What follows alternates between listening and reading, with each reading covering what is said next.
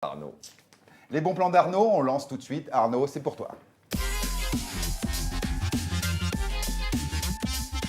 Alors, les bons plans d'Arnaud, Bitan, du haut de ses 1m95 au garrot, 92 kg, peut-être plus, non? Oh, beaucoup plus. Oh là. Beaucoup plus, oh là là. Non, mais j'ai été 114, cher ami. 114. 114. Alors, bronche pas, s'il te plaît. Allez, on y va, Alors, Arnaud. moi, je vais vous parler de bons plans coloc sous forme de retour vers le futur. Ah, oh là. Eh ouais, imaginez, vous rentrez dans un appartement, ça sent un peu le formol, il y a de la moquette au plafond, le parquet grince, il y a un apron sur la télévision à tube cathodique, et oui, je propose donc la colocation intergénérationnelle.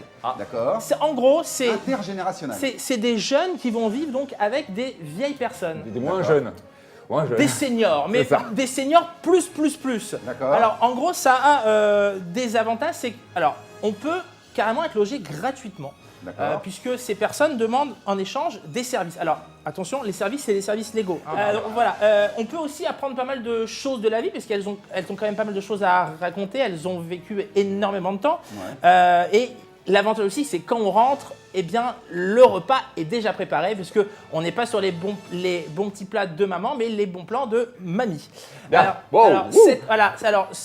C'est vraiment basé sur le donnant-donnant. Il y a un échange, on donne un petit peu de temps à ces vieilles personnes, et donc ces personnes nous aident à vivre. Et c'est utilisé déjà, ça marche. Ça fonctionne. Exactement, oui, ça D'accord. marche. Alors, sachez juste quand même que c'est pas parce que vous êtes avec une des personnes qu'il faut que vous transformez en aide-soignante. Hein.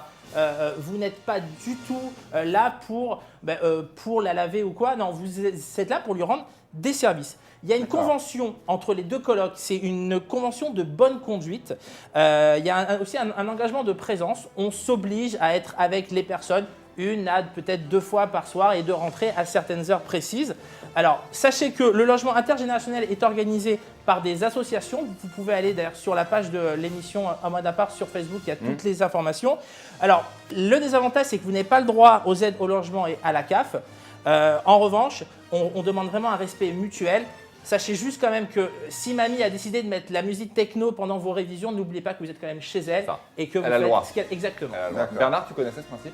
Oui, alors il y avait la coloc traditionnelle venue des États-Unis notamment, bon ça on connaît, et ce nouveau système est très important parce que d'abord ça permet à des jeunes de se loger, qui n'ont pas forcément beaucoup de moyens, et surtout au-delà de ça, moi ce que je vois c'est que ça crée du lien social, Ouais. et c'est très important parce que chacun apporte à l'autre, à sa façon, hein, l'expérience d'un côté et puis Bien sûr. d'autres choses, et franchement ça fonctionne bien.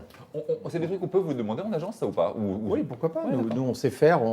Il y a longtemps qu'on a organisé chez Orpi la colocation, déjà, parce que ça c'est aussi quelque chose qui était un petit peu nouveau à l'époque. Là, c'est une autre forme.